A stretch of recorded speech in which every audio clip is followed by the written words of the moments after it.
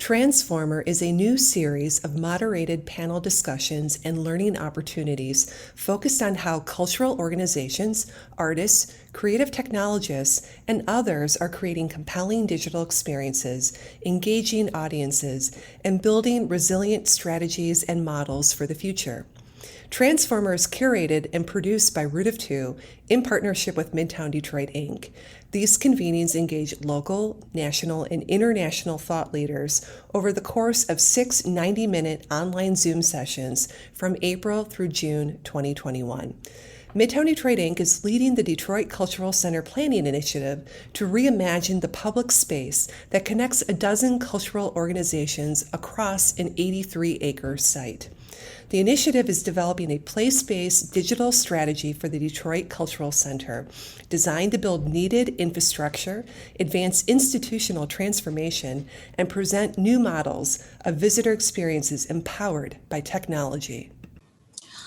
Hello, everyone, and thank you again for joining us for the second in our series of 6 Transformer Talks. If you would like to hashtag, then you can. It's Transformer Talks. But before we really get started, a few notes on housekeeping. So for those of you who would really like to have the live transcript and captioning running, just hit that button and you'll be able to see live captions as we go. And then equally, I just want to take a moment to sort of just acknowledge that there's a team at Root of Two that have been putting this event together, and that includes my co-founder and partner, John Marshall, as well as Elizabeth Vanderveen. John is playing all kinds of stage management and host duties. Elizabeth is holding down the chat and making sure that we're covering any questions. And I'd also like to thank Midtown Detroit, Inc., Sue and Anne-Marie for all of their hard work and continued sort of partnership and collaboration on the digital strategy. When we kicked this off, we really sort of went into this thinking that there would be a role for sort of place-based technology as part of reimagining an 83-acre campus. And we wanted to sort of have that be guided by the ideas or the inspirations of sort of access and equity and inclusion. And we really wanted this to be a new form of kind of public realm, a new layer within the cultural center institution's fabric. And so, you know, from the get-go, we tried to think, what is a public amenity that could be led through kind of public enemy is also very important, but what is a public amenity that could really sort of speak to how we could transform people and place, really engage thoughtfully, and how could we make sure that we were doing it within the public interest, right? So how is this a new contract for what public art can be? Explored through digital technologies. And so tonight's talk really is about the kind of engaging experiences and experiments that we can sort of be creating in the public realm, but really guided by this idea of how do we do it together with and for. So without further ado, we have an amazing set of panelists. You all have amazing questions. You should be getting them in the chat. The way that questions will run is we will see them in the chat and we will try and get you promoted so that you can actually be on screen and in conversation with all of our lovely panelists tonight. So without further ado, we're going to get things started with Cheyenne. Thanks so much for joining us, panelists. Hi, everyone. I'm happy to kick it off. My name is Cheyenne Concepcion. I am an artist and designer based in San Francisco. I work across installation, social practice, sculpture, and public art. But ultimately, my work is about place, and place is physical, but it's also so mental and spiritual and political. And place is full of myth, and my work really tries to unpack that in different ways. The project I'm here to talk to you about today is an initiative started by another project that I'm doing called New Monuments Task Force. And New Monuments Task Force I founded in 2020 after a tumultuous summer for monuments in San Francisco. It was a tumultuous summer for monuments everywhere, but particularly in San Francisco, there were numerous topplings around the city, secret removals of monuments in the middle of the night by the city.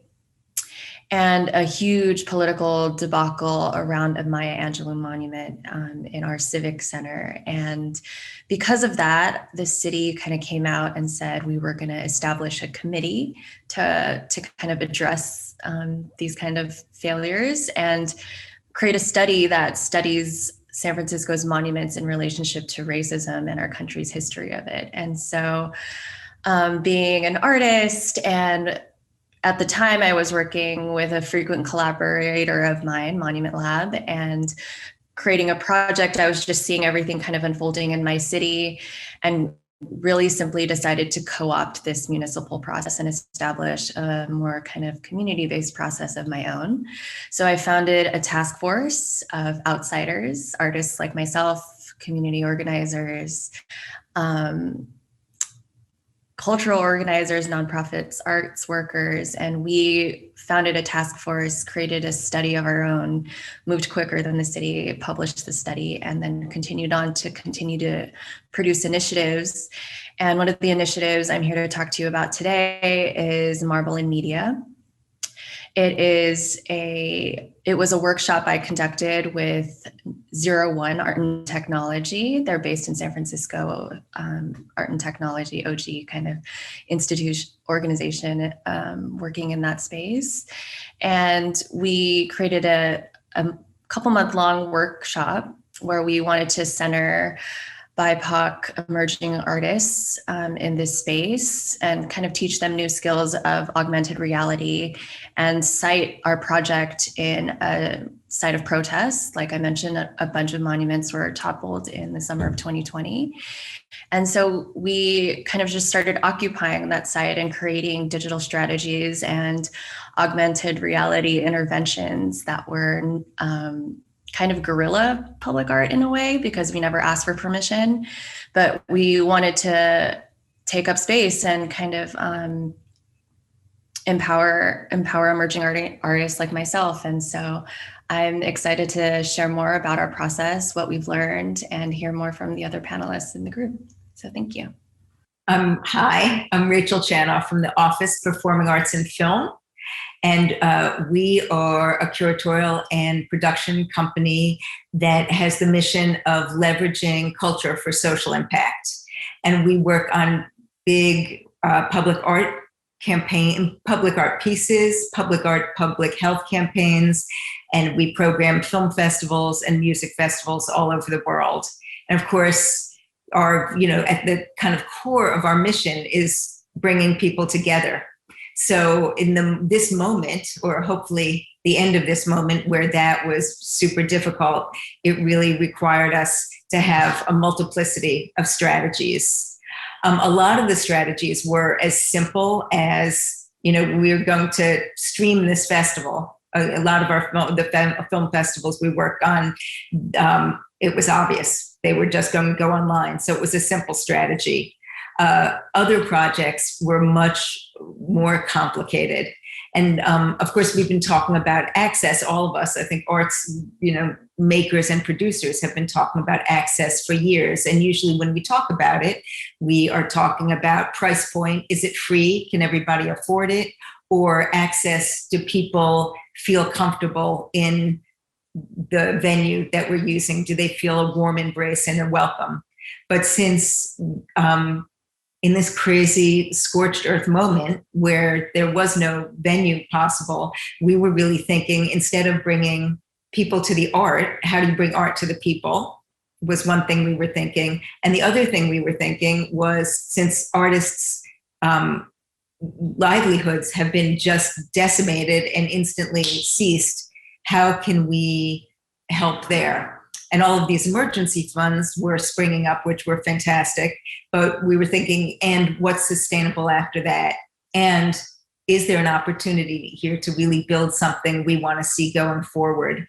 So since July, we've been piloting a program called Artist at Work, which is basically a WPA program where we went into one region to pilot it in Western Massachusetts. We asked 6 cultural organizations to identify a local artist they wanted to work with.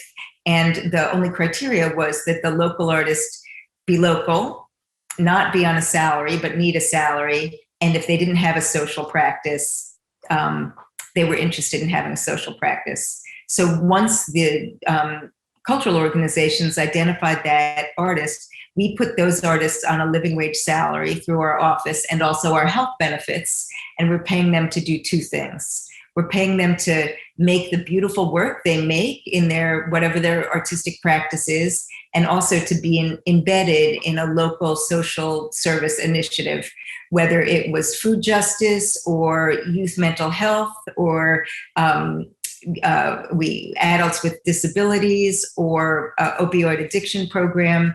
These artists were being given a salary to bring their creative problem solving and their artistic bandwidth to the goals and mission of these various social impact organizations.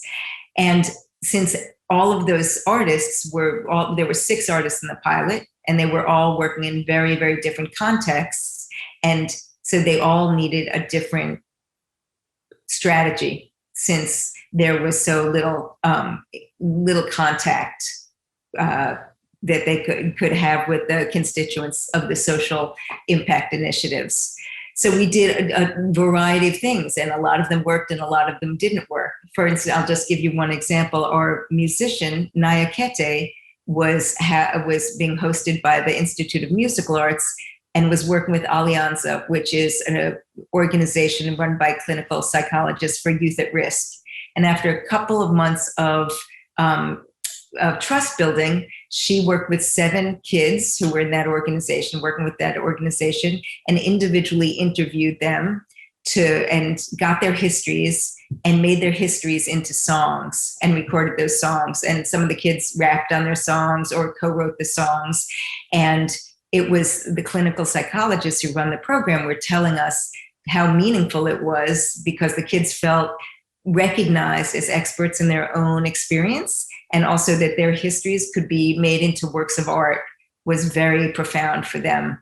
But to create those kind of relationships without meeting the kids one-on-one proved very difficult. So while we were using a digital strategy to begin with, we just realized at some point that that wasn't working, and that we needed to rethink, and we needed to think of the other protocols that we could use where they could actually meet one-on-one in a distanced way to make that happen.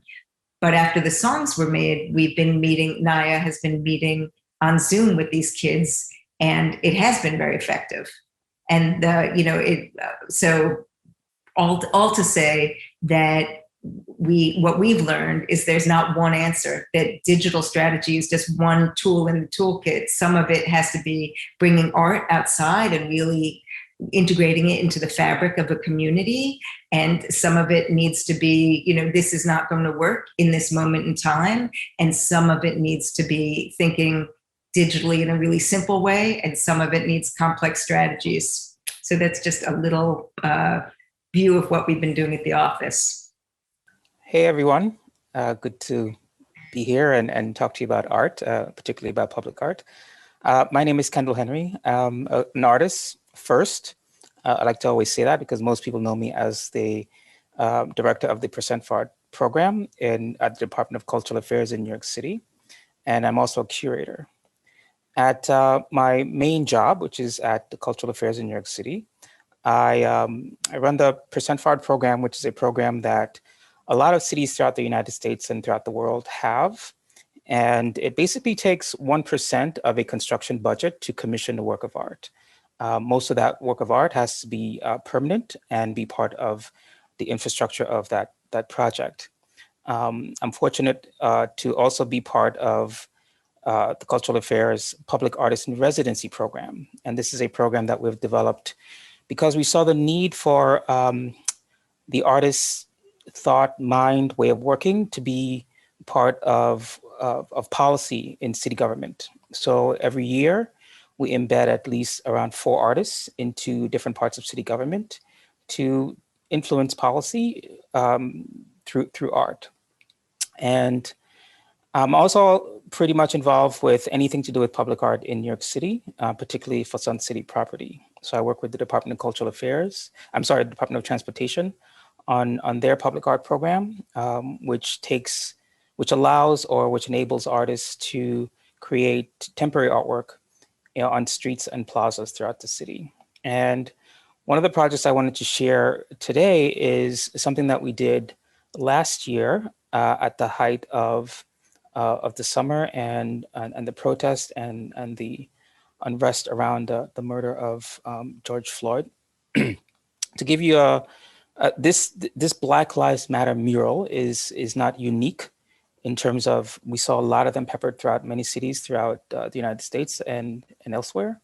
But this one is very special in that we chose to locate it in the center of this municipal plaza that is surrounded by the police headquarters, U.S. Immigration and Customs Office, the federal courts, the Supreme Courts, the Baxter Street Jail, City Hall, as well as the African American Burial Ground.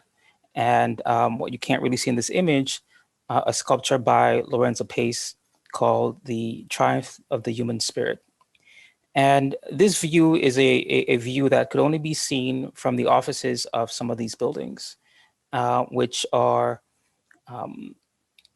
all institutions that sort of have a role in or that contribute to systemic racism, and as a result could address it on a governmental level. So what we try to do, whether it be with our public artwork, permanent public artwork, or temporary public artwork, is really allow the public to reclaim their space, to give that space back to that community.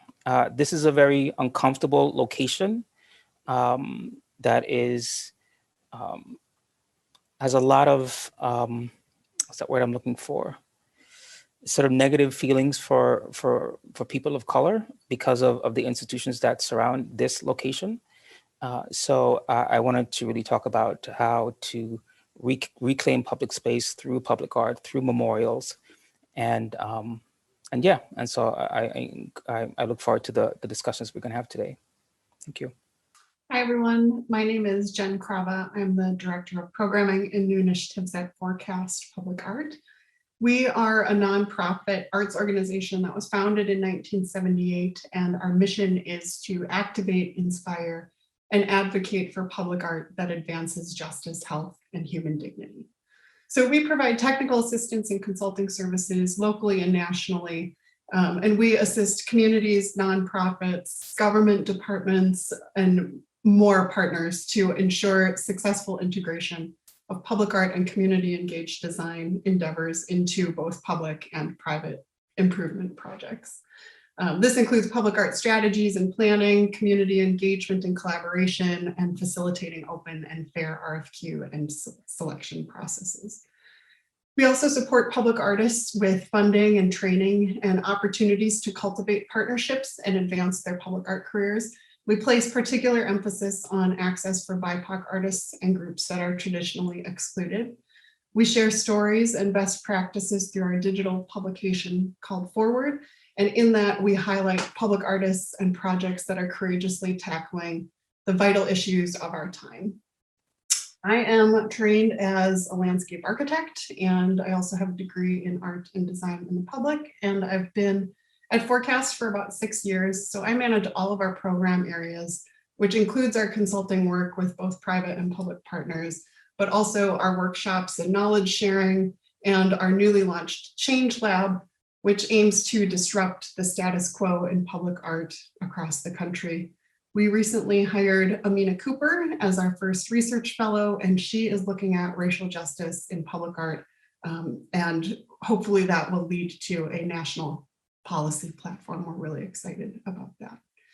A couple of years ago, we developed a program called Groundwork, which is a public art consulting training program for BIPOC folks who are interested in this work. We have a team of amazing consultants who have come up through that program and work on projects with us. And we're working on 30 to 40 projects at any given time of various scales and scopes in our home region here on stolen Dakota land in the Twin Cities, as well as across the country. So the image that you see here is by an artist named Muna Malik, and it's a project that she created called Blessing of the Boats. It was a project that started at a festival here called Northern Spark, but she's iterated it and has presented it in several locations since then. I'm highlighting this project because it's featured in our latest issue of Forward, which is one example of how we have moved into the digital sphere over the last year. So we used to publish a magazine, like a physical magazine called Public Art Review, for about 30 years. And then just this last year, we decided to move that publication to a digital format. So that actually has been really awesome because it allows us to publish more frequently and stay more current with what we're actually publishing. But then we also, because we're publishing more frequently, get to involve more artists and curators in those issues that we're publishing. When, you know, as it's been discussed, artists lost so much last year, and we started to see people just cancel things without really thinking about how they could maybe still do them, as far as performances or public engagement sessions. And a lot of our work is based in community. And so, you know, through the pandemic and the uprisings here last summer, we really have had to think about how we collaborate and engage in place-based projects and how we can shift that approach. So we actually created a toolkit last year that highlights projects that have transitioned their in-person events to virtual, or projects that are utilizing existing infrastructure. And you can download that on our website. But it's really a crowdsourced document that we've been pulling together, and we're continuously updating it. So people send in new projects, it's full of different case studies, so that people can really think about, you know, what the alternatives are to just canceling something and still continue to pay artists and continue with those projects. We also know that there is a huge digital divide in the country and that not everybody has access to high-speed internet. So we've been really thinking about ways to utilize a combination of virtual strategies with COVID-friendly in-person strategies to continue working in community. And then the last thing I'll just mention is that when artists lost so much last year, we wanted to create a place where BIPOC artists in particular could come together and just talk and connect with one another, because we didn't know what that could even look like. So we created this series called Saturday Night Artist Release, specifically for BIPOC artists and led by our BIPOC team members to connect with folks across the country, actually, so that they could just talk and really think about where their careers are at and what, see what other folks are doing across the country. So I'm really excited to be here. Thank you so much for having me. All right, thank you all for sharing. So as promised, we're going to move into the part where we get to sort of have a conversation and discussion. So I hope people will sort of start getting their questions in the chat. You can also expect to hear from John contacting you if you want to ask your question on screen. Otherwise, we're going to try and get through as many of them as possible. But as I am the moderator, I am going to have moderator's privilege and get us kicked off with a question that really is picking up on this thread of like, what does it mean to try and think about ways to support particularly BIPOC artists, but artists of all stripes with living wages at this moment in time? And what are the ways that you can sort of imagine technology either helping or creating other challenges or other barriers that have to be addressed as we try and do this work? So that's going to be my opening question, and I will send it to Jen since she last sort of got us started on this topic, and then we'll open it up for anyone else who wants to kind of comment. Thanks. So thinking about like I said, being in community to be able to do our work, we really know the importance of meeting people where they're at. And we did not want to lose that quality in our work. And so, like I said, we've relied on a combination of in-person and virtual. And so I'll start with the in-person. We make it very clear when we are talking about any activities that we're doing in person, what the COVID regulations are that we're following, CDC guidelines and all of that, so that people are comfortable knowing what to expect coming to those.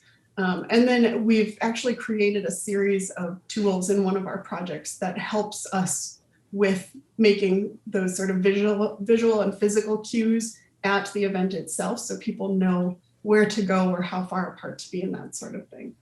But then we've also started to think about some passive ways of sharing information. One, it takes out the dialogue part between us and the community, but it still is a way to provide information about a project and gather information from community members. So something like an activity book that's created by local artists on a project that we're working on has helped. And then we've also been like translating some of the projects that we would do in physical into a digital sort of exhibition space, so that we can provide not only like images and showcasing artists' work, but they have created videos to talk about how they do their work, and provided like tutorials along with it. So we're really thinking about different interactive platforms that could function in a way to be able to continue showcasing artists' work instead of having it be in some sort of physical location. One project that we're working on that uses both strategies, in-person physical strategy as well as digital strategies. We're working with the artist Carrie Mae Weems, who's a photographer, and producing a COVID awareness campaign for communities of color that we've done in 20 cities across the country. And it's been wheat-paste, billboards, lawn signs, bus shelters, and reusable bags, slides at drive-ins, but also, and we've been partnering with museums and universities and food banks. And every partner, not only do we ask them to have a big physical representation that's in real space and time, but also to put it out on all of their socials, on all of their platforms. So it's not only, it's digital, but it lives in the real world. And it's also tactile and material, because at food banks, we're using bags with Carrie's imagery and a local QR code with COVID resources, stickers, hats, masks, but it also lives in the virtual world with the same imagery. Our project, Marvel in Media and SF, took the form of a workshop, and that was really because augmented reality was kind of unknown to many people. It wasn't a skill set that anyone had going into it, and something we had to teach everyone. I had to teach myself it too before the workshop. But so we wanted to kind of reduce the barrier to access in that way, by not just having a public exhibition and spotlighting an artist who's a small group of artists who's been working in augmented reality, but open up access to artists who have digital tool sets and skills, but we can build on that to kind of do a project that is a new kind of skill for everybody. And that was really important to me. So it was almost like a micro community rather than tapping into a community taking my existing community, people I've worked with in the past, artists that I know that didn't have work at the time, or were kind of working in performance, and all your performance venues kind of disappeared. Artists that we tried to empower just with skills. And so originally the idea kind of came out as an exhibition, but I think we kind of folded in this workshop idea just to give a little bit of more accessibility to the project. So one of the things that before the lockdown, before the pandemic, that we used to love to do is to have these in-person conversations between artists, particularly when it comes to conceptualizing a project, and a more experienced artist would sort of help inform a lesser experienced artist in the public artwork. If there's anything that is, I would say, that's good that came out of the pandemic, is the capability of having more of these kinds of conversations with platforms like Zoom, more intimate conversations, more time to go to artist studios and have so in-depth exchanges of ideas. So this is something, even if after we get back to what used to be normal, we will still continue that because we saw the value in that connection. And even the way we sort of conduct our panels, we saw more people were able to attend as a result of that, and more people and with more people attending, there's more different perspectives that are in parts of that conversation. So, and I know there's an issue with complete accessibility with certain members of the public, and we're trying to figure out a way of addressing that in a way that's really feasible. And I hope to sort of hear some of those ideas on this platform. But yeah, so we have altered the way we do a lot of things because and to use more digital formats to have these kinds of conversations. It's been very valuable. All right, we have our first question from an audience member, Reggie. One of our members of the CCPI is joining us. Reggie. Hey, everyone. Great panel. I'm Reggie Woolery, Director of Education here at the Charles H. Wright Museum. And I just had a question. Detroit has been known as one of the most disconnected of cities. And we're talking here about a lot of high technology and different applications. People here have been very innovative about going around some of that lack. I just wanted to throw it out to the panel, just any ideas you might have on how we might move forward in this kind of environment. I think that since it's a system change, I think it's so important when we think now about raising money for projects and when we're going to foundations, the delivery system needs to be considered with the content, because it's not just, oh, I need a grant because I need to put something on my stage. It's like the amazing thing we learned about access is if you're streaming, if it's on Zoom, you can get, as you just said, perspectives from all over the world because so many people can attend. But how do you ensure that so many people can attend? So the funding has to be approached in a really organic way with the content, the funding for the access. And access just doesn't mean, oh, like let's subsidize tickets anymore. It means something much more profound than that. And I think like if you're creating so what we try to do is when we create a work or create an event to sort of not necessarily depend on the technology, but use the technology as an enhancement of that experience. So it becomes a little more open to those who do not have that access. Yeah, so the work doesn't necessarily, it's not a technology-based work. It's a work that exists, and then technology gives you a sort of different perspective or more information. So to allow for as many people to experience it as possible. Yeah, I think I have a slight follow-up and I'm asking another question coming in from the chat from Matt, which is this idea that, what are some of the sort of partnerships that may be necessary, right, going forward as arts and cultural institutions, and we're sort of thinking about art and technology, we might not have all of the needs, all of the resources, all of the devices and connectivity we want. So are there new forms of like partnerships or relationships that you're building, or new types of approaches to even just planning projects that you're thinking of now that you have to sort of consider these hybrid physical digital things? We run a workshop called Making It Public for artists and folks who are commissioning public art that are new to it and don't really know how to start or what to look for when they're moving through the process. We're actually translating that curriculum into Spanish right now in partnership with 3 rural communities in Minnesota that have the largest Latinx Spanish speaking population in the state. And what we have found is that there is not access to internet everywhere for us to be able to do a Zoom workshop with everyone and get everyone who might be interested in on that. So we are actually partnering with we're partnering with local liaisons who are setting up spaces in libraries where folks could come in and access the internet that way.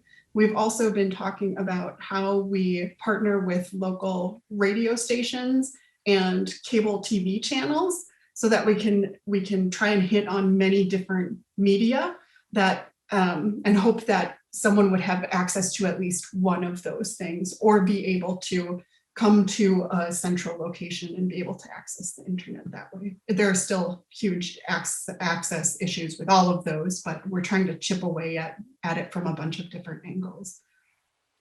Right. We're working on something right now where we're putting together an outreach strategy for the Arts Commission in our own city. And similar to what Kendall was saying about kind of realizing that digital is actually kind of reaching more folks and there's actually kind of more engagement, that we're kind of putting more emphasis on an early kind of digital strategy with an in-person strategy at the end to kind of have the engagement after the discussions happen. And so that's something we're kind of cooking up at the moment. But one thing that we've learned is that it's not just and what we're trying to communicate to the Arts Commission is that it's not just the translation into different languages, it's the kind of questions you ask, the kind of voice you're using in your surveys, how you connect with the community, and the kind of honest there. And like we're kind of talking about now, there's a big sea change in everything that's happening where we're wanting more honest conversations in our public dialogues. It's not politically correct anymore, and to kind of just own that and that be part of our public outreach strategy is something we're really trying to implement now for the future. Yeah, and one of the things that we're trying to do is change the way we approach, incorporating a digital strategy within what we do. Before, it used to be, let's make something, and once it's done, what's the digital strategy to implement? Now we're looking for partners before we even start thinking about what that project is, and so the strategy goes in tandem with what the project is, and so it's created as a holistic kind of complete package, and so we have not had the opportunity to try too many of these, but we just in the early stages of that. And so, but that's one of the ways that we're approaching it. All right, we have a question from Anne Marie. She's coming up. Hi, I just wanted to follow up on a thread that we were talking about earlier about funding and providing access. And how it's much more profound. I think, Rachel, you had said that it's not just about subsidizing tickets anymore, and it's much more profound than that. And I was wondering if you could talk further about that, for giving ideas of how you think about providing access and how you talk to your funders about how do you do that, and how we need to shift the thinking about it. What has been successful for you in trying to raise funding for providing access? It's a good question, and it's worked in a lot of different ways. Just like on the kind of fancy pants high end way, when we did the Sundance Film Festival, it's not just streaming; it's kind of an experience. And so people, was there you could be in a bar at Sundance and you'd have an avatar kind of thing. You could join the coffee klatch in the morning. So it was much more than streaming films, and there were a lot of our regular sponsors. Not philanthropy, but the sponsors realized, the access is going to be much broader. It's not just going to be the, quote unquote, tastemakers that get to go to Sundance. It's going to be global. So there was a real commercial interest in coming on board. And of course, that kind of money is so much more robust than the, philanthropic dollars. So it depends on what you're, what you can offer. In the grassroots way, we're just very simply saying, access, as you just said, just to echo you, access means something entirely different. And if you are really committed to creating access, it has to be about helping us build those platforms and those systems. It can't only be funding the content. And that has been, incrementally successful. But I think it's that conversation that you have to repeat and repeat and repeat till it's in the public, the world of philanthropy understands that as a real need. Yeah, I think, there's always these two-pronged approaches to digital transformation, and both of them are kind of in a race pulling each other and pushing each other along. And I think that that's so important. Like, we need sort of to think more robustly about how we're both funding and resourcing kind of artists as part of these ecosystems, the organizations as part of these ecosystems, how we're helping them embrace kind of digital transformation, which is not easy. They're doing it on top of all of the other ways that they're underpaid and overworked in most cases. So I think that that's hugely important to sort of think about this as an advocacy moment in some ways, to sort of think about kind of the platforms and tools and hybrid experiences that we need next. I have Marcia Philpott joining us with the next question. Thank you. Thank you for allowing me to present this question. I do believe that Kendall already alluded to this in his last set of remarks, but my concern is that in your projects of space, public space, how do you ensure the accessibility, particularly for handicapped people, the elderly, infirm, people who have less mobility issues, who are not necessarily as ambulatory as others, particularly since so many of the renderings and the energy around these spaces tend to be oriented toward youth. And I think it's so important that these spaces are as accessible as possible in order to encompass, the entire community. And so could you talk about how, perhaps in your respective projects or cities, you have been dealing with this? Thanks for that question, Marcia. I'll start. I think it starts with a lot of legwork, right? On the part of the organization or individual who is embarking upon creating a project of such, whatever the project is. So what we do is before we even start talking about art, before we even start, looking at artists or trying to figure out what the art needs to do, we sort of build this community coalition. And when I say community, I don't necessarily only mean individuals who will interact with the work, but sort of community of the population. We have someone on board who looks at a project from the perspective of a person with disabilities, for example. So anything that we do from physical access to the space, from visual access to the space, to how the meetings are held, to how the end result is experienced.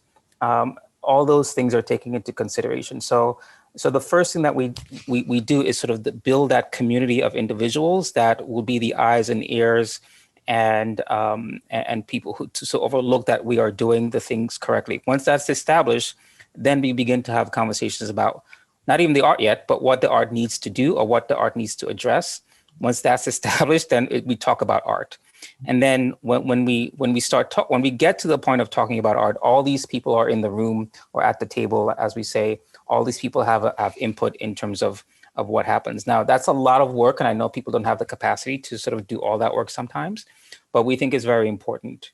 And so that's the only way for our purposes and for what we do in the city that we see it's viable to do. Otherwise, we're just making art for certain people, like you say. Thank you. I want to invite any others that might have comments or questions to do with kind of that sort of real depthful and thoughtful take on accessibility kind of within projects.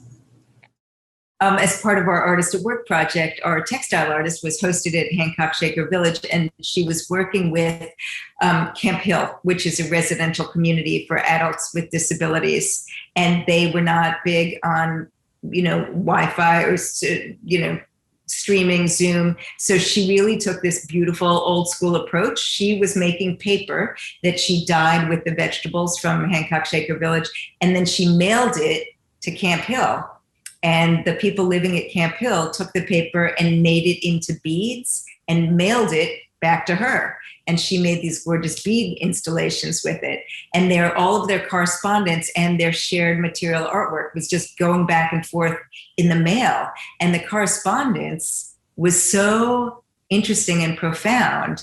And it really, it made us think about not every technology needs to be forward motion. Like, what do we already have that we know works in terms of connection?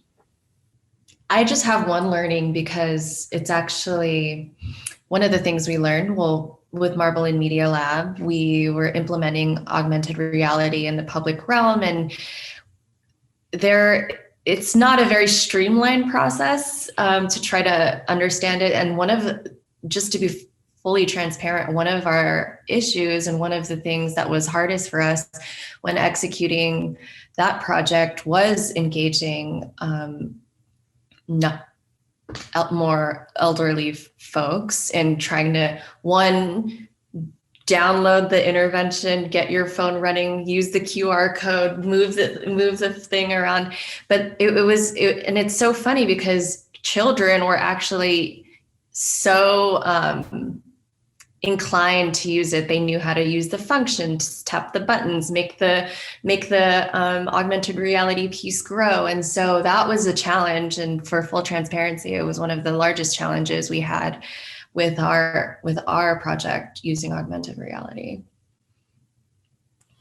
It seems to speak to this idea that there's maybe some intergenerational or cross-generational opportunities when you're thinking about doing sort of place-based delivery of like either projects that are born digital because they, embrace sort of augmented reality or other interactive art and technology pieces, but also kind of, the downsides of sort of really having to fully sort of think through who this public is that we're trying to address and engage. And then what are the ways that we have to sort of sort of begin to break that down and break down those barriers, and at least understand the kind of barriers and accommodations that are necessary. So we're going to head next to a question from Cedric Tai, who's going to be joining us soon. Hi all, this is totally related to what you're all talking about. I'm coming into the conversation about like accessibility from a disability lens, where I think of myself as like neurodivergent. And one of the banes of my existence right now is trying to organize my creative life when like social media is just considered a given. And there's a lot of technology that is always couched as this is going to be helpful. Look at what it does for accessibility. But what I think doesn't get talked about, in a very conspiracy theorist way, I think in the future, social media might be like tobacco companies where they're like, they knew it was addictive, and yet they got away with having all these congressional hearings where they lied and had all the data. But I was curious about what kind of ways do you all think about, it could be as simple as, do you personally take 2 weeks off of social media? Like, do you even in your own programs actually ask the people that you want to engage with their stuff to have a plan or even help them to shut off after telling them to engage? Like, I think it's an interesting thing when you want to get people very excited, and interactivity is one of those ways that you get people to like form empathy, form a connection, and want to come back. But then there's the coming back that could be represented as an endless scroll. There's the coming back of knowing someone's brand on the tip of your tongue. I was kind of curious if anyone had any comments on like that accessibility end of the addictiveness of what I think are large corporations and the unregulated field that they exist in. And we're just creatives that all of a sudden our entire livelihoods have changed because you're expected to be on a lot of these social media platforms. We do have like a digital newsletter that we send out, and we have all those social media accounts. I'm like Rachel, I don't really participate in social media very much. But I think what we try and do is not only include like the digital resources, but some physical ones as well, so that people know what's in their neighborhood or what's, local that they could utilize, instead of just always being connected digitally, right? So how is there a place they could go to have a conversation with someone about a certain topic or something like that? We actually have arts councils around the state, and the one local here in the Twin Cities has an accessibility coordinator. We refer people to him quite often because he's got just a whole ton of resources around this exact topic, and can help people with exactly what you're talking about. Other thoughts on this topic? I sort of, not tongue in cheek and definitely not a conspiracy theory. It's been proven that they build in really addictive algorithmic qualities into social media. And so I will say that, I am a tech person who thinks that we need to be critical and conscious and aware of all the sort of traps that are built in to the kind of use of technology, but also really interested in the ways that we can sort of, maybe I'm old school too, like hack the planet for better or for worse. So thank you so much for that question, Cedric. So I have a question that I'm going to ask on behalf of another one of our audience members, which really sort of is a bit of a pivot back to this kind of question of like, how are you really thinking about building sort of consentful practices, community engaged practices, community voice into your projects? And I know, Kendall, you already talked about this, but how can sort of both artists and residents, if they aren't aware, or if they don't feel empowered, or if they don't feel like they have access to all the tools that they need, really find their voice at the center of these like large scale change processes, redevelopment processes, percent per art processes that are sort of taking place. So I want to thank Austin for that question. It all goes back to, so who's in power, and how is that person see his or her responsibility to be that advocate, right? So you touched on our public artist in residency program. When we discuss artist in residency with a city agency, we talk to no one but the commissioner, the head of that agency, and making sure that he or she has a commitment that that artist has access, complete access to everything that agency has to offer. So whether it be, we've had artists in immigrant services, for example, which is a touchy subject for anyone who's coming to the United States, and the fear and the lack of trust of government, and to once an artist had complete, I mean, when I say access, I mean access, go to any meetings he or she wants to go to, sit and listen to, and have access, just real access. And just to use that one as an example, as a result of that, we found out that, which is not a surprise really, but it was documented such that, the public does not trust the government, and the government does not trust the public. So, however, the government has important information that the public needs to have in terms of, if you're an immigrant, what rights and services that are available to you. And so through that access, it was discovered that, well, we have to do something different. And the artists came up with a number of programs to alleviate that situation to a certain extent. So it all starts out with who has the power to make those decisions, and they have to be on board. And they have to be, that person that is willing to be open to the artist's way of working. And it's not a 9-to-5 situation. It's not a linear situation either. So in my experience, that's what's most important. I would say currently I'm in the process of trying to create my own power. I feel like New Monuments Task Force began at that in that moment where I'm co-opting this process, giving ourselves the green light, moving forward, moving faster. And so I think that there are opportunities to create power for yourself. And it's not just waiting on institutions to give them to you. So I would advocate for that. And I would leave that thought for that question. And I think that works on every level. I mean, just with the Artist to Work thing we're doing, there's a lot of conversation about WPA type programs, and I'm sure we're all on a lot of committees and, advocacy groups that are talking about it. And we kind of thought, like, let's raise some seed funding and just do it. And even if we're kind of building the plane and flying the plane at the same time, at least we're doing it. And who has the right to say, don't do that? Or is there some government, it's like we can all do whatever we want to do, really, and make things happen. And artists are the messengers. Like, if artists aren't leading us, who is? So I feel like just the fact that you decide, like, oh, no one has my power but me, I could do whatever I want, just have to find some funding for it, feels very freeing. So, and also just to be part of the conversational change where an artist is not the powerless, like, luxury item that's the first thing to go and someone has to find a grant and, like, someone's doing you a favor by giving you the grant. It's like an artist is a worker.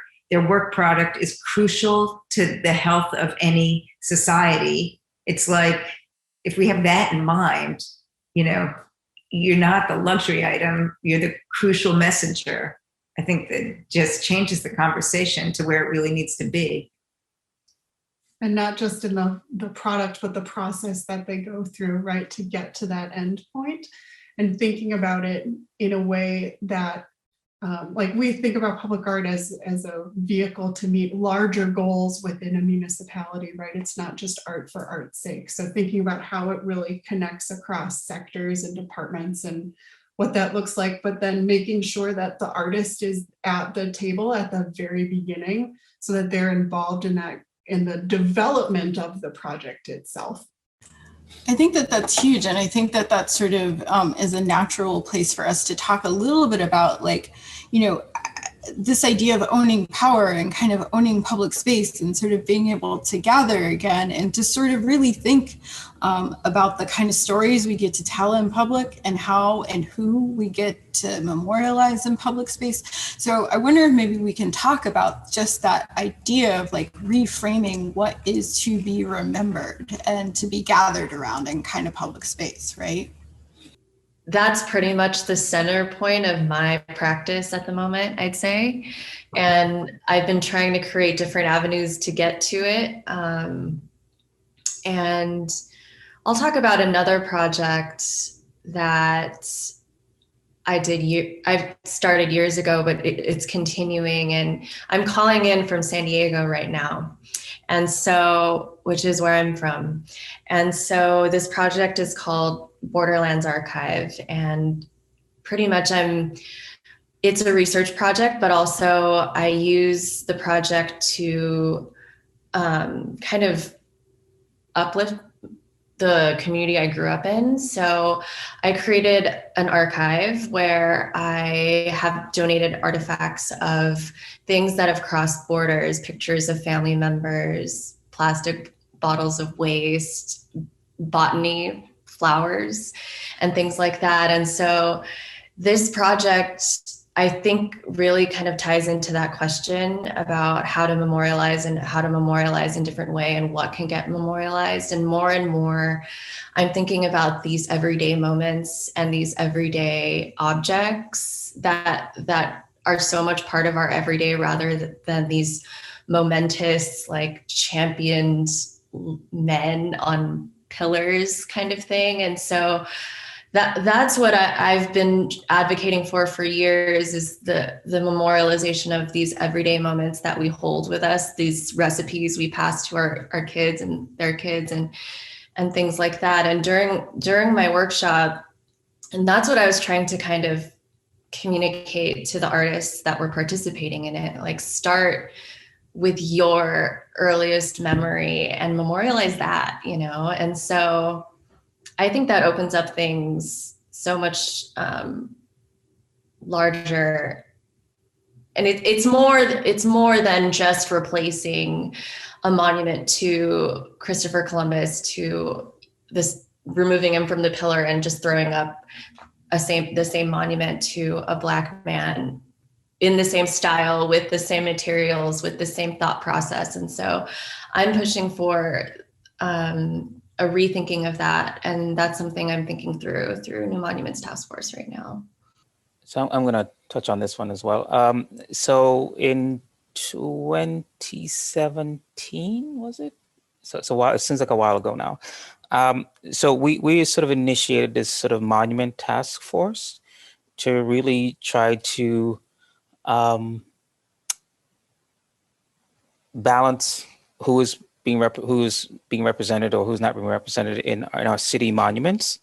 And two separate things came out of that. One was just a monument, creating new monuments to a number of individuals or groups of people who are not represented at all. And we have something called She Built NYC, a She Built NYC initiatives, which is focusing primarily on women. And so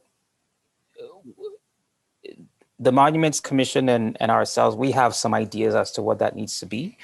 But after having conversations with the people that are directly involved with some of these issues around those particular monuments, that has changed completely. Where people are like, nope, this is not what we want as a monument, or we don't want this monument at all. And so I think it's very important to create a space to have those conversations of what does it mean to be represented, and what does it look like to represent yourself, to have that representation in a public environment, and to support that as much as possible. But there's also an issue with, individuals who are represented and the others, folks who maybe is occupying that space at the time. And so all the monuments that we do have to end up being permanent and up for a very long time. So we've had to develop another type of program to do temporary works to sort of discuss some of these issues around the making of any kind of representation or monument. So that's what we're doing to have a way to have these conversations come out, because what we've found out is that once we just move forward with something, all the conversations are coming out at the wrong time, when a lot of work is placed into something, and then so we're learning, and it is a learning process, and it is a process that has to be tailored all the time. You can't just say, well, we're going to do this and it's going to end up working out. You have to sort of, again, start with these kinds of conversations, and a lot of them are uncomfortable, but are appropriate and necessary. So yeah. The point that you made about, having the conversations and then finding out that it's not at all what they wanted, right? I think that's so important. And we're actually in the process of launching some nationwide listening sessions to really learn from communities of color what public art is doing for them or not doing for them. And then how do we take that information and start to make, again, policy change across the country so that we're really thinking about the sort of functionality of public art in a very different way. We're super excited to dig into that and really learn from people who are in the communities and affected by public art, how it's affecting them and how we can change that. And then thinking about how communities change over time as well, and what resonates now, is that going to continue to resonate in the future, and how do we think about it in that lens too? So I have another question specifically for Kendall, but I think, Jen, you might also be able to weigh in on this too, and anyone else as well can weigh in on this. But in terms of really thinking about what have been some of the successes that you've seen by embedding kind of artists within government and within government processes, how have you seen that really kind of play out in work? And what are the sort of issues that crop up? How do you have to mitigate that? How do you resource that? How is that funded? Like all sorts of questions along those lines. So if you could talk a little bit about that as a part of a kind of civic and public practice, that'd be great. First of all, a success is just the mere fact that a city agency, like let's say the police department or the Department of Corrections, those agencies that really have a huge influence on how the interaction with the general public and the individuals that these folks are in charge of is a success in and of itself. But we have had, like initially I started talking about one particular project with the artist was Tanya Bruguera, and she did something called Cycle News. which was again, really having sort of local immigrant population in Queens, be the ones to disseminate important immigration information to the constituents that around healthcare, around safety, around all these kinds of things. So that's very important. We have an artist in our cohort right now that is was working with the Commission on Human Rights, and she's really working on a lot of the bringing awareness to a lot of the Asian American violence the violence against Asians and Asian Americans that are just popping up immensely recently, and so that and just the way really having these agencies rethink any and everything that they do, and really seeing the value of an artist at the table, which is super important for us because we're advocates of artists on all levels, and I think one of you all mentioned that to show artists are not just these makers of pretty things, and all the artworks themselves have value, and they are a tool in and of itself, and so just opening that up is sort of very important. So these I consider to be successes in really changing the thinking process of the police. I mean, could you imagine thinking process of the ICE and immigration services, and just how to view the population just by having an artist in there and having an artist part of those conversations, and it's huge. Yeah, I agree with that just a bazillion %, right? Even just them being open to having an artist as part of their thought process. And we've got 2 artists in residence in the city of St. Paul here, and they actually sit in City Hall and have a desk and have access to every single department across the city. And one of the artists a couple of years ago, her name is Amanda Lovely, she met with every single department and just sat down and was like, what are you working on? What resources do you have? And she learned by talking to, I can't remember if it was the public works folks or transit folks, that they had this fleet of vans and several of them weren't being used. And so she thought, well, great, let's use that. And she turned one into like a meeting on the go thing, like a pop-up meeting vehicle. And like you're saying, Kendall, them just like that department just seeing what she could do with this resource that they had made them completely change the way that they were thinking about artists, but about how they're doing their own work. It was really quite transformational. We've also seen a sort of uptick in artists and residencies in DOTs. We have one here in Minnesota. I know there's one in Washington. And we've seen several things come out of those. Obviously, they're dependent on local community, right, and hyperlocality. But one thing that came out of the artists in residence here in Minnesota with the DOT is an artist designed space within one of the buildings that's part of like a waiting area for folks to be able to come into, and what that looks like. So again, that like helps them see an artist's thought process and what they might be able to change, and then helps them think about how they can apply that to their own work as well. Yeah. So we have one final question before we move into our final thoughts. The 90 minutes, as promised, goes very quickly. And this question in particular is about the sort of rise of sort of what I would think of in terms of sort of public amenities, public utilities, sort of solidarity and mutual aid kind of interventions that are happening, from community fridges to all sorts of other kind of things that are cropping up in place, right, that have been really vital to helping people. And so this question is really like, how do you consider that or reframe that or think about that in terms of art?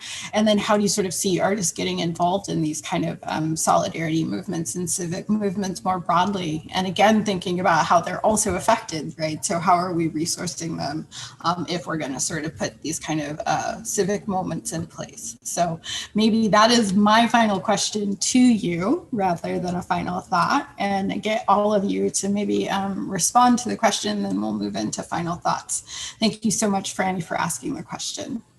Well, with Carrie Mae Weems' project, we partnered with their free fridges, and we used reusable bags for the fridges. And then just as they put food in, we put them in bags. So that was, I mean, it carries imagery, but also messaging. And now we're going back and doing vaccine hesitancy messaging in the free fridges. So easy to like pair up with things that exist. So we do this little trick where we call things like that, all these different types of services and amenities, we call it art. So we don't have to fall within all of the restrictions that you would have if you put a fridge outside. So that's one of the tools that we use, and I can't believe, don't tell anybody, but I can't believe, yeah. So that's what we do. If it's a piece of furniture or a piece of play equipment, it's sort of art that you could interact with. It's art that you could open and access food with. It's art, so it becomes an easier sell, if you will. If we called it something else, then we have to go to this department and get approval from that, and they don't understand what is going on, and it's very unusual, and so it becomes that kind of process. So we call it art to make it happen.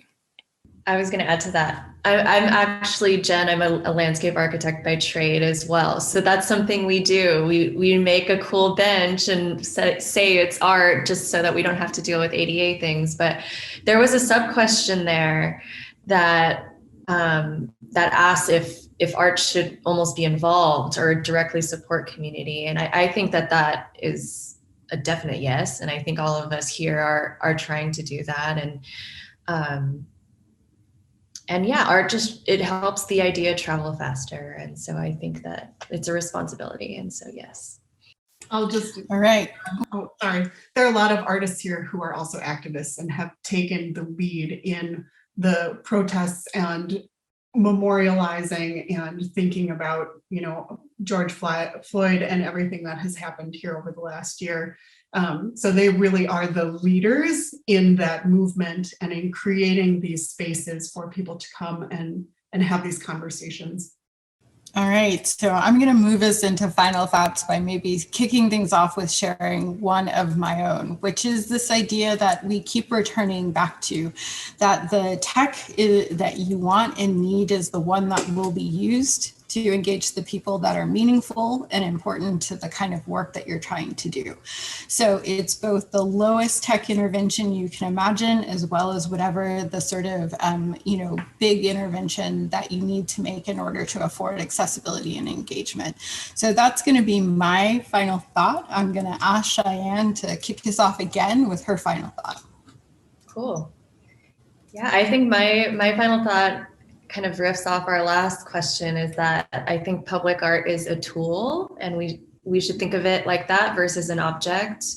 At least I try to think of it like that. And I think it's a tool to kind of create space for a process for engagement, to create space for your own community, to create space for your own stories. And I hope more and more that people are going to start thinking about public art as more of a process and a tool. My final thought is every time I'm on a panel or listening to a panel, it's extraordinary the work that people are doing all across this country. And if there was a way, and I think we've gotten a lot more access because we're in these Zoom rooms talking to colleagues that maybe we would never meet in another situation. And I just think, if we can just stay connected like we have been for this year, though it seems so isolated, we've actually connected to such a ton of people that we've never met before, and connect our work. It would be such an extraordinary web of support for, to make communities flourish. So just the thought of the connectivity of all of these extraordinary projects that are going on. Yeah, and I want to, Cheyenne said what I was going to say, but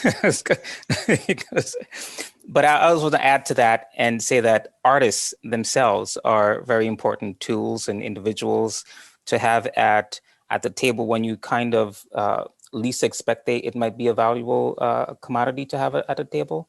And, beyond just art makers, they're thinkers in very creative ways and really see things in interesting perspectives that would resonate with our communities in terms of getting a message across. So any opportunity you have to incorporate the thought processes, the mind and artists in the conversations, then by all means take it. And to, go on with the technology component of it, that is also an opportunity to engage in a different kind of way, particularly when it comes to monuments and representation. We're doing a lot of monuments, and we find that there's so much that needs to be shared about an event or an individual that cannot be represented in a sculpture of any kind. So this is where technology could play a huge part in giving more information and giving a breadth of what the topic or the individual was about. So, that's my final thought. How do we leave space for experimentation within these more rigid processes that are in place? So like thinking about, Cheyenne, how you developed this project on your own to work, and maybe not in parallel, but instead of the process that was happening in the city, right? How do we leave room for us to be able to call a fridge art so that we don't have to go through the red tape? But then also, what's the learning curve with the new technologies that we're using, or these sort of alternate processes that we're inventing and experimenting with? And how do we make sure that those who need it have the access to be able to participate in that as well? And then just thinking about recovery dollars that are going to be coming into municipalities, they seem pretty expansive on how they could be used. So thinking really creatively about how we're identifying where that money could go, and how we're even defining things like infrastructure, or what actually qualifies as something like that we could put money into, and where artists and public art and technology could all play a role. I am really humbled by this conversation, and am reminded at what a pivotal point we are in our history of mankind, and an opportunity that we have now to really work together to correct the wrongs of the past, and how we design our future public spaces, or how we adapt our current spaces. And I'm mindful of the fact that we have such a great opportunity here in Detroit, as we are working on the Cultural Center Planning Initiative and redesigning the space to be much more welcoming and inspiring to all of our residents and visitors. And this conversation has also been a reminder to be much more transparent in our values for what we're trying to do. And it's been a great reminder to make sure that we are giving an opportunity for the community to weigh in on the things that we want to do, and yet create opportunities to uplift local artists, bring them into the conversation of how we can design better for the future. I can't remember the exact slogan that, President Biden has talked about, building back better, but this is our opportunity in Detroit, and it's a really exciting time to be alive and see things shift for the better, I hope. Thank you so much, Anne-Marie. And on that note, I'm going to encourage us all to build back bolder and not just better, and to save the date for our next Transformer series. We're really hoping that this becomes an ongoing learning community where we can sort of share and sort of build power together around these kind of questions of digital transformation. So our next one is coming up Monday rather than a Wednesday, Monday, May 3rd from 5 to 6:30. It's going to be called Cross-Platform. And this is really where we get a chance to think about digital outreach, engagement, and learning, especially as we're sort of thinking about educational opportunities that once we're sort of housed within our sort of collective institutions or individual artist practices, and how they can sort of platform and spread beyond our four walls. So with that, thank you so much again to NDI, to the Knight Foundation, who's come on board to support the digital strategy and Transformer series. And thank you again to all of our panelists. This has been the Transformer series. I'm Suzanne Charles, and we have John Marshall and Elizabeth Vanderveen signing off from Root of Two.